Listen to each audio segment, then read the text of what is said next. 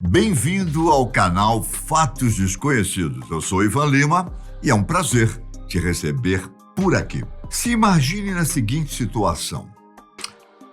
Você cometeu um crime, foi pego pela polícia. Está a um passo de ser mandado para a cadeia. Na teoria é tudo muito simples. Mas e na prática, hein? Você sabe exatamente o que acontece a seguir? Tem noção dos procedimentos e da rotina que você enfrentará? Primeiro, a gente precisa diferenciar as etapas que um futuro preso vai passar. Antes de ser julgado, ele é enviado para um centro de detenção provisória, que também é chamado simplesmente de CDP.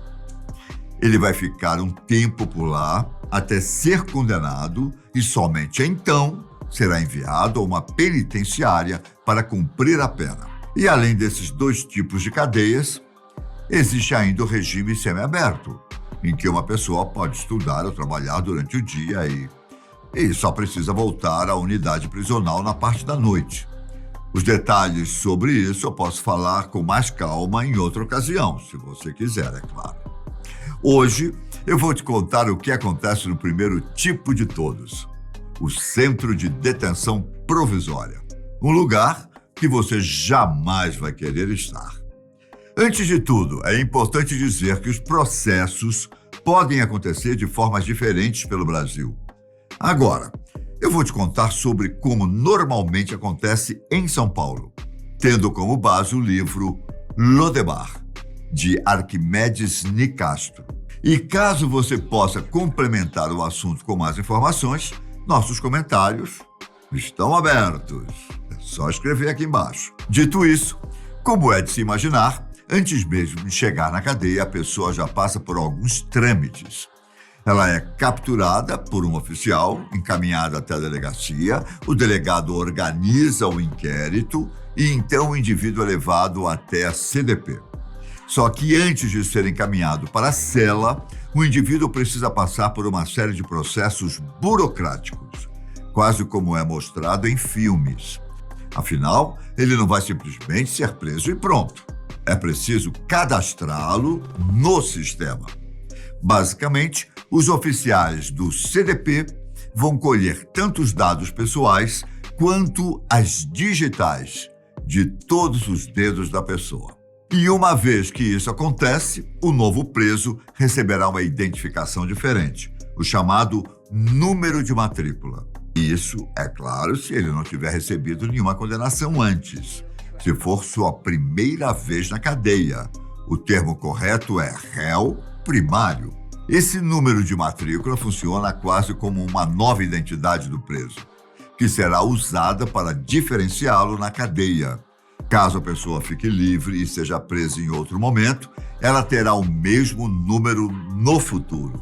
Ou seja, presos reincidentes que já passaram por um julgamento ou foram condenados, terão seus números de matrícula no sistema. Passado esse momento de cadastro ou verificação, a pessoa ainda não costuma ir direto para a cela. Ela passa por uma espécie de entrevista com algum funcionário da cadeia ou mesmo diretor, para que as autoridades possam prever algum possível problema entre o novo preso e os que já estão na cadeia há um tempo.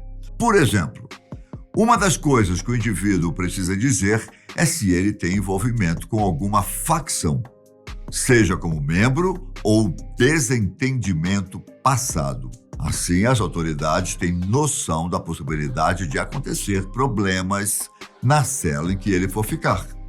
Se esse for o caso, o preso pode acabar sendo realocado, mas vamos supor que não. Ocorreu tudo tranquilamente na triagem e os funcionários da cadeia perceberam que são pequenas as chances de contratempos. Nesse caso, é comum que o preso receba alguns itens pessoais, como uma camiseta branca, talvez uma calça de cor clara e alguns objetos para que ele possa fazer a higiene pessoal, como escova de dentes e barbeador. O último passo de toda essa etapa anterior ao confinamento é o corte de cabelo. Só que não um corte muito chique, é claro, já que todo o cabelo é cortado e o preso fica praticamente careca. Em seguida, A primeira cela em que a pessoa fica não é bem uma cela comum. Durante aproximadamente 10 dias, o indivíduo ficará no regime de observação, que é um local especial isolado dos outros presos. O novo detento poderá se acostumar com o ambiente da cadeia e os próprios prisioneiros também saberão que há uma pessoa nova. O que costuma acontecer é que os detentos que estão na prisão há mais tempo vão começar a questionar o novo prisioneiro para entender o porquê dele estar ali e se pertence a alguma organização. É quase como o mesmo processo feito pela polícia e pelos carcereiros, só que não de um jeito tão formal, se é que você me entende, né? Caso o novo preso já conheça alguém na cadeia, é bem maior a probabilidade da vida dele ser razoavelmente mais tranquila lá dentro. Agora, se ele não conhecer ninguém, talvez a socialização não seja tão fácil no início. Chegado ao fim do período do regime de observação, o novo detento será levado pelo carcereiro para alguma cela do pavilhão. Se o preso for importante em uma organização, ou mesmo possa ser interessante para algum líder criminoso, não é incomum que determinado chefe tente mandá-lo para uma cela com membros de sua gangue.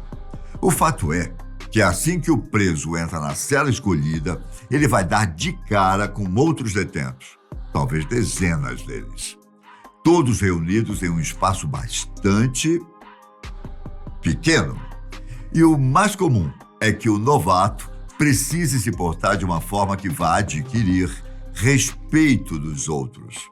Não quer dizer que os presos vão brigar entre si. É só mais uma questão de manter a postura enquanto se acomoda na cela. Lá dentro, os outros detentos talvez estejam jogando cartas, fumando, lendo livros ou simplesmente conversando. Bom, como eu disse no início do vídeo, é possível que você conheça uma realidade diferente.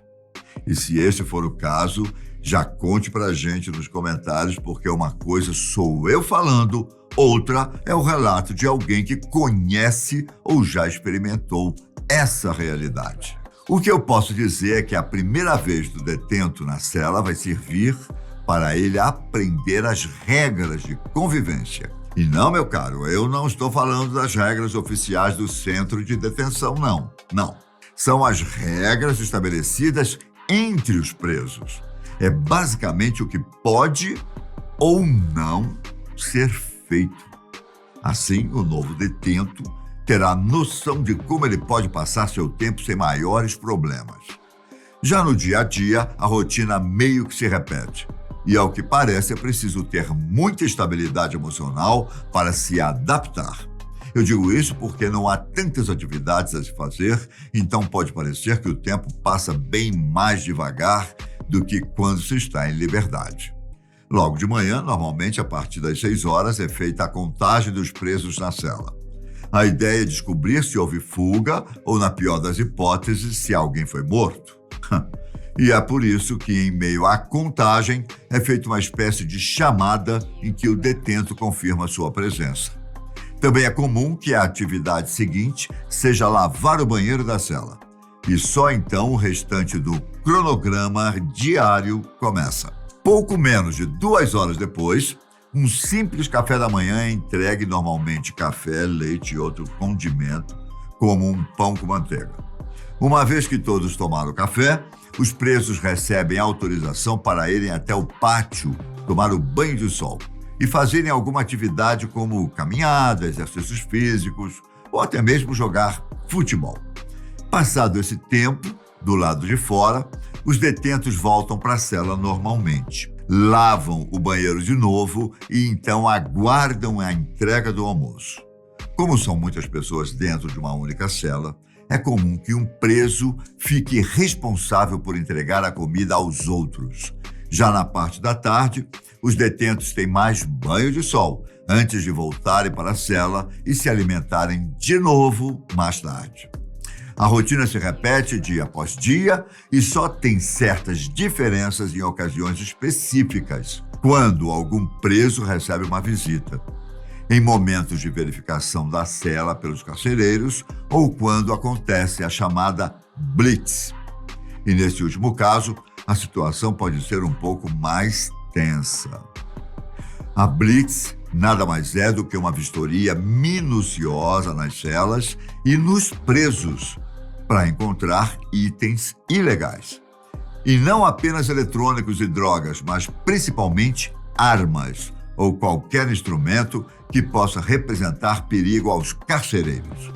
Nesses casos, costuma-se ter uma ajuda de um grupo de intervenção rápida, o mesmo que também interfere em rebeliões na cadeia. Embora eu tenha contado todos esses detalhes rapidamente, acredite quando eu digo que a prática é bem diferente da teoria.